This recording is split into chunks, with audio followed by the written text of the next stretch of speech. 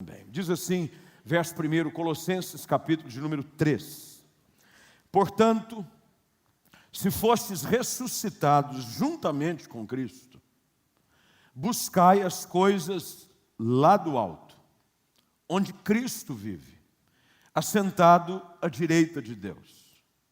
Pensai nas coisas lá do alto, não nas que são aqui da terra, porque morrestes, e a vossa vida está oculta juntamente com Cristo, em Deus. Quando Cristo, que é a nossa vida, se manifestar, então vós também sereis manifestados com Ele em glória.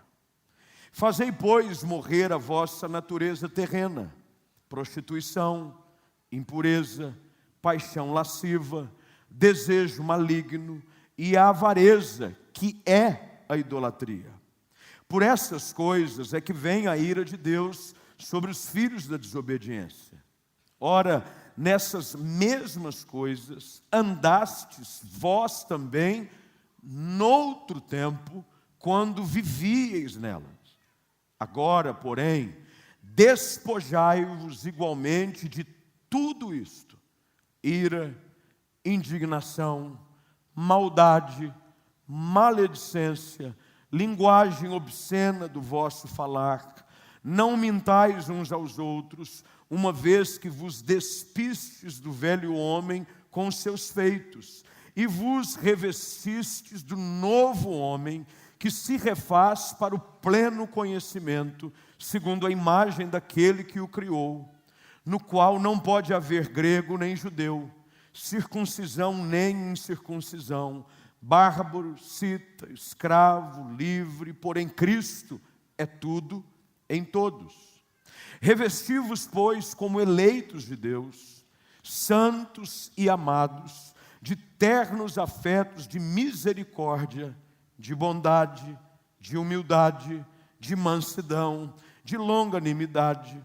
Suportai-vos uns aos outros, perdoai-vos mutuamente, caso alguém tenha motivo de queixa contra outrem. Assim como o Senhor vos perdoou, assim também perdoai-vos. Acima de tudo, porém, esteja o amor, que é o vínculo da perfeição. Seja a paz de Cristo o árbitro em vosso coração, a qual também fostes selados em um só corpo, e sede agradecidos. Habite ricamente em vós a palavra de Cristo. Instruí-vos e aconselhai-vos mutuamente em toda a sabedoria, louvando a Deus com salmos e hinos e cânticos espirituais com gratidão em vosso coração. E tudo, diga comigo, e tudo, o que fizerdes, seja em palavra, seja em ação, fazei-o em nome do Senhor Jesus, dando por ele graças a Deus Pai. É quase que impossível você não ter recebido um convite em algum momento da sua vida, no qual, nesse convite, estava estabelecido um código de vestimenta. Por exemplo, tem alguns lugares e festas, principalmente quando vai chegando em final de ano e você tem alguém da família ou conhecido da família que está se formando e tem um baile de formatura, ou tem a formatura em si, tem-se um código de vestimenta. Normalmente se define esporte fino, é ou não é? Social. Eu nunca sei o que é um, o que é outro. Normalmente, quando eu recebo convites como esses, eu vou e pergunto para o doutor Google. E aí eu pergunto, o que é traje fino, esporte fino?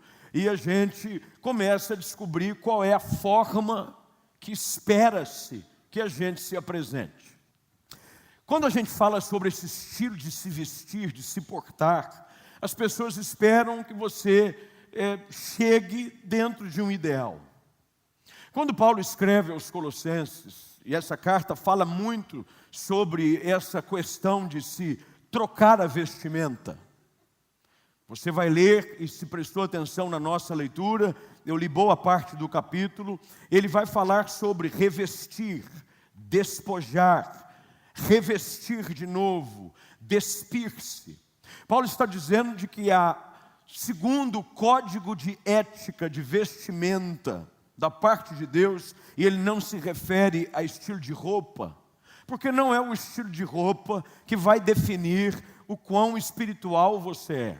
É óbvio que há padrões mínimos de decência no qual todos nós devemos nos vestir, porque nós refletimos em tudo o Cristo que habita em nós. A maneira como eu falo revela o Cristo que vive em mim. A maneira como eu me visto revela também o Cristo que há em mim ou não.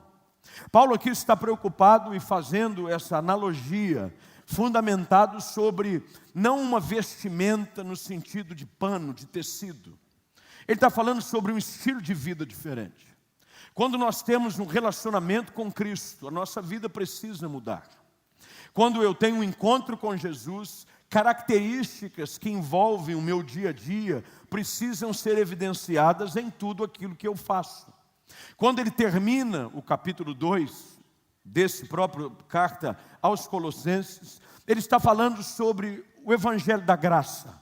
Pela graça nós somos salvos, e ele escreve isso à igreja em Éfeso, no capítulo 2, verso número 9, você já deve ter lido esse versículo, ou ouvido alguma vez, isso não vem de vós, é dom de Deus, não é por obras, para ninguém se glorie. E aqui no final do capítulo 2, e é por isso que eu pedi que você mantenha a sua Bíblia aberta, ele vai novamente falar sobre a nossa prática. Alguns dos cristãos da igreja em Colossos estavam querendo fazer prevalecer a sua salvação por alguns atos isolados, que segundo o conceito deles, garantia o fato de serem perdoados ou não. Então ele começa a esclarecer isso no verso de número 20 do capítulo 2, quando ele diz: se morremos com Cristo para os rudimentos do mundo, por que nós vivêssemos ainda no mundo, sujeitando-nos à ordenança, não manuseie isto, não prove aquilo, não toque naquilo outro, segundo os preceitos e doutrinas dos homens? Pois que todas essas coisas com uso se destroem. E ele termina o capítulo dizendo: estas coisas com efeito têm aparência de sabedoria, como culto de si mesmo, de falsa humildade, de rigor ascético, todavia não tem valor algum contra a sensualidade. Paulo está dizendo o seguinte: não é necessariamente a maneira como eu faço que vai produzir mudança em mim. Ele está fazendo uma análise completamente contrária. É pelo fato de Cristo ter me alcançado pela sua graça, não pelos meus méritos, mas pelos benefícios da cruz, pelo fato de Jesus Cristo ter ido ao Calvário e levado sobre si todo o pecado, o escrito de dívida que constava contra nós, o qual o próprio apóstolo ressalta nessa mesma carta, que constava de ordenanças. Quer dizer o seguinte: todo mundo aqui estava condenado pelo pecado. O pacote era um só: eu e você, por conta da nossa natureza pecaminosa, estávamos condenados à morte eterna. Jesus Cristo veio, deu a sua vida, foi levado ao Calvário, derramou o seu sangue, se fez Cordeiro de Deus que tira o pecado do mundo. E pela sua obra de redenção, eu e você encontramos perdão. Quando eu reconheço o sacrifício de Cristo, imediatamente eu me torno salvo. Imediatamente você é perdoado quando confessa o seu pecado e diz: eu preciso de um Salvador, e esse Salvador é Jesus Cristo. Paulo agora está dizendo: se isso já aconteceu, o que isso deve produzir na nossa vida? E é sobre isso que ele está falando no capítulo 13 agora, nos versículos que nós lemos, sobre esse código de vestimenta. Se Cristo agora é nosso Senhor, como é que nós devemos nos portar? Se Jesus é Senhor, sabido da sua vida, se você tem se auto-anunciado servo de Jesus, se você se apresenta para os seus amigos, para a sua família como crente: eu sou evangélico. Hoje se ouve muito essa expressão: o que você é? Eu sou evangélico. Se uma pessoa é evangélica, isso quer dizer de que o evangelho é que norteia as suas decisões. O que isso quer dizer? É simplesmente o lugar que frequentamos agora muda. Ao invés de irmos aos domingos numa fé diferente ou numa religião diferente, agora vamos numa igreja evangélica. O fato de Cristo ser Senhor da sua vida, como você o professa, o que isso muda para nós? Qual é agora o nosso código de vestimenta? Qual é o código que está estabelecido na palavra para que eu e você possamos viver? Não é o código de uma igreja. Não pense você que é o código estabelecido como alguns dentro do seu governo estabelecem como uso e costumes. Não é esse tipo de coisa que nós vamos falar, mesmo porque cada um pensa de uma forma e estabelece de uma maneira, e nós respeitamos isso. O importante é olhar para esse texto e entender o que Deus, de uma maneira geral, em Cristo Jesus, espera de mim e de você.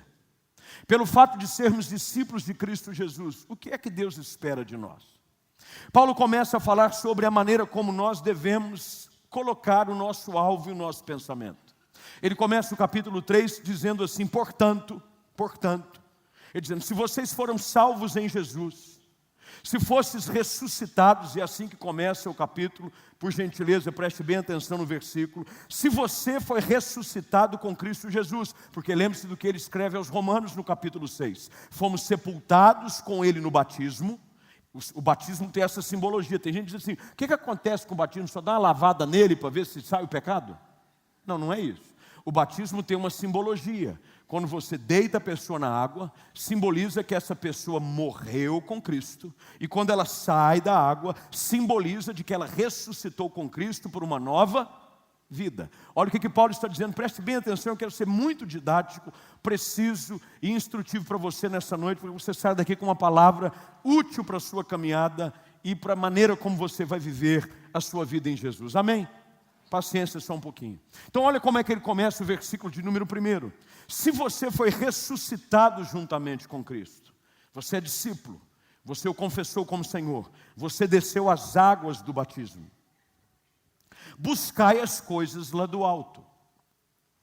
A expectativa de Deus em Cristo Jesus para cada um de nós é de que a partir do momento de que já não mais sou eu quem vivo, Paulo diz, é Cristo que vive em mim, o meu alvo, a minha mentalidade não pode ser mais a mentalidade do mundo. Eu tenho que pensar nas coisas lá do alto. Isso quer dizer de que o meu raciocínio tem que ser celestial. O céu, ou seja, o governo do céu, tem que ser real sobre a minha vida hoje. Eu já não sou mais governado pelos meus desejos, pelas inclinações da minha carne, eu sou governado por aquilo que o céu estabelece como cidadão do reino de Deus.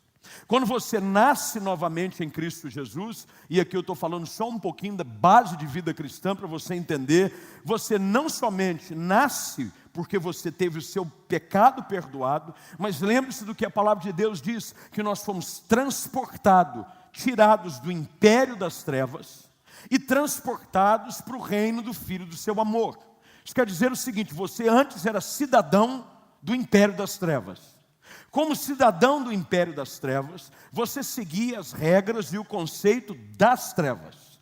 Se você foi transportado para o reino de Deus, no qual Jesus Cristo reina absoluto, quer dizer que agora a sua mentalidade, o seu conceito, aquilo que define o seu estilo de vida, não pode ser mais o império das trevas.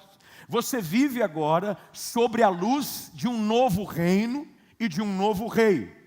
Então Paulo desenvolve esse raciocínio e diz, pense nas coisas lá do alto, não nas que são aqui da terra.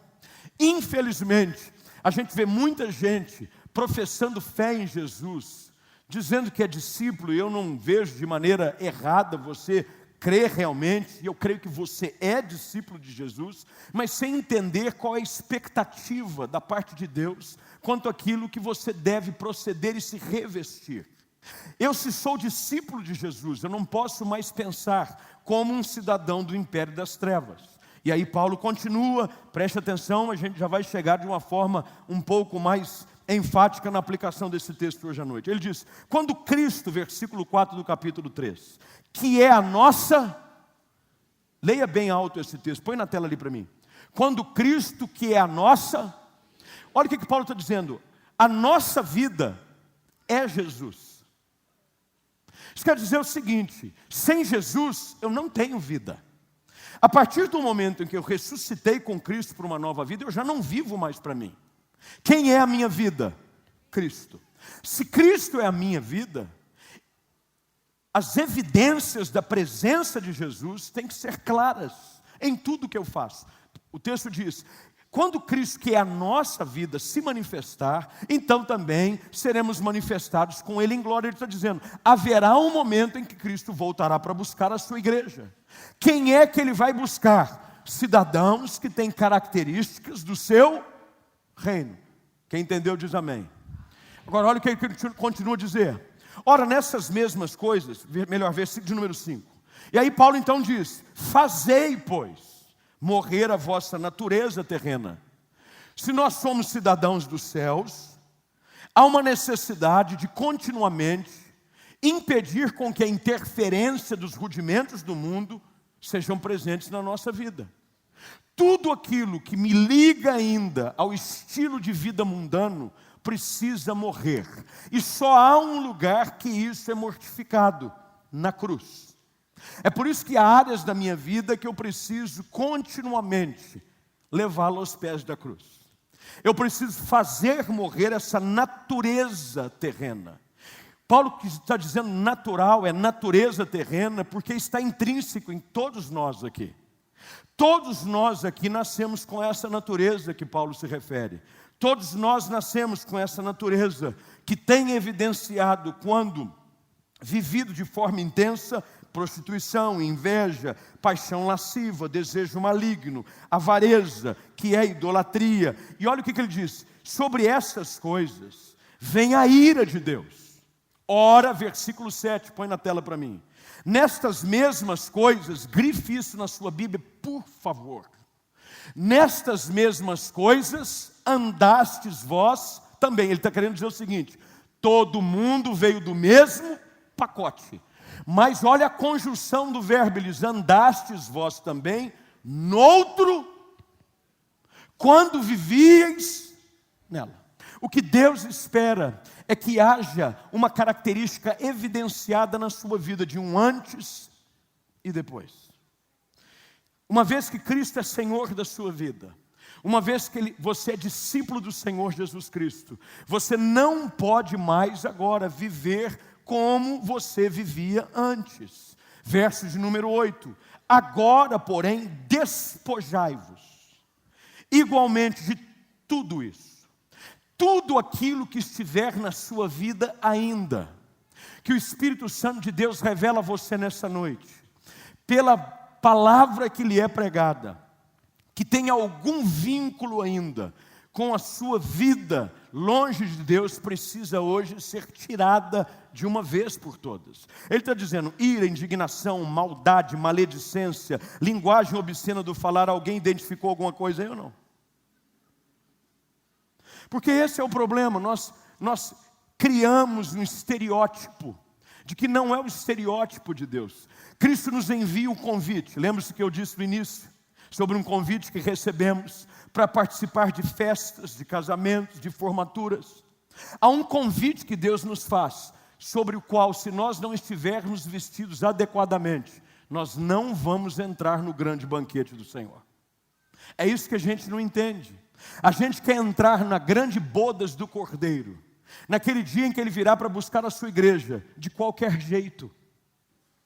Há um estilo de vida, há um perfil que Deus estabelece. Ele fala: olha, quem mente não entra no reino dos céus. A lista continua, verso número 9, preste bem atenção: não mintais uns aos outros, uma vez que vos, olha novamente a alegoria que Paulo usa, despistes do velho homem com os seus feitos, e vos revestistes do novo homem, que se refaz para o pleno conhecimento segundo a imagem daquele que o criou. Verso de número 12, revesti-vos como eleitos de Deus. Ele está dizendo: se você é crente, você tem que se vestir da maneira como Deus espera. Santos, amados, com ternos afetos de misericórdia, de bondade, de humildade, de mansidão e longanimidade. Olha o que Paulo está falando.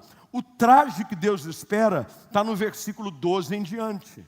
Se você se apresentar do versículo 5 ao 11, naquele dia em que o Senhor virá buscar os seus, você não entra. Há uma necessidade hoje para cada um de nós de revermos o nosso conceito do que é ser discípulo de Jesus para valer. Paulo é enfático ao esclarecer a igreja em Colossos sobre a maneira como eu e você devemos nos apresentar diante do mundo, com as características daquele Deus que mudou a nossa história. Ele vai traçando ponto a ponto: suportai-vos uns aos outros, perdoai mutualmente, assim como o Senhor vos perdoou, também perdoai. Acima de tudo, o amor, a paz de Cristo, árbitro no coração, em vós habite a palavra. Olha como a Bíblia é clara, queridos. Quanto mais nós mergulhamos nas verdades da palavra, mais nós vamos aprender a ser como Jesus quer que sejamos. O que Deus espera hoje à noite é que você saia daqui como um discípulo de Jesus Cristo, em todas as áreas da sua vida. Se há alguma forma como você tem se vestido, algum tipo de traje que ainda remete a sua vida ao velho homem, ao mundo, ao reino do qual Deus te tirou, Jesus Cristo quer hoje, à luz dessa palavra, te ajudar a entender de que há um código de vestimenta que Deus espera que você tenha. Deus quer que você se vista, não para agradar os outros, mas para agradar aquele que está celebrando uma grande festa para receber você.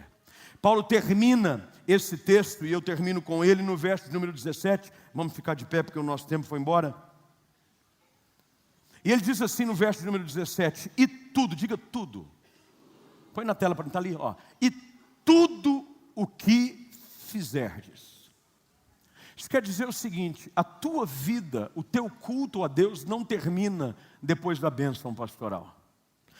Quando você for buscar o seu carro, quando você for comer em algum lugar, quando você for para a sua casa, ao começar a semana, quando você pegar o ônibus, quando você pegar o fretado, quando você pegar o seu carro, o tudo inclui tudo que é a sua vida. Olha a expectativa de Deus a nosso respeito. Ele diz: tudo o que fizerdes, seja em palavras. Isso quer dizer o seguinte: tudo que sai da minha boca tem que servir para edificação e para a glória do nome de Deus. Tudo. Tudo que sai da minha boca, uma brincadeira, uma piada, uma conversa, uma roda de amigos, uma conversa entre membros da família, tudo o que fizer em palavra ou em ação. A minha atitude tem que ser condizente ao estilo de vida que Deus espera que eu tenha. Tudo deve ser feito em nome do Senhor. Deixa eu te fazer uma pergunta. As coisas que você faz, você pode endossar o nome de Jesus Cristo embaixo? A maneira como você fala, você pode dizer em nome de Jesus. O que você faz, você pode escrever embaixo em nome de Jesus. Porque se você não puder, está na hora de você rever o que você anda falando e o que você anda fazendo. Porque Deus quer que nós tenhamos um estilo diferente de vida, em palavra, em atitude. Porque o que vai impactar a vida de pessoas não é o quão intenso é o nosso aleluia. O meu aleluia tem 90 decibéis.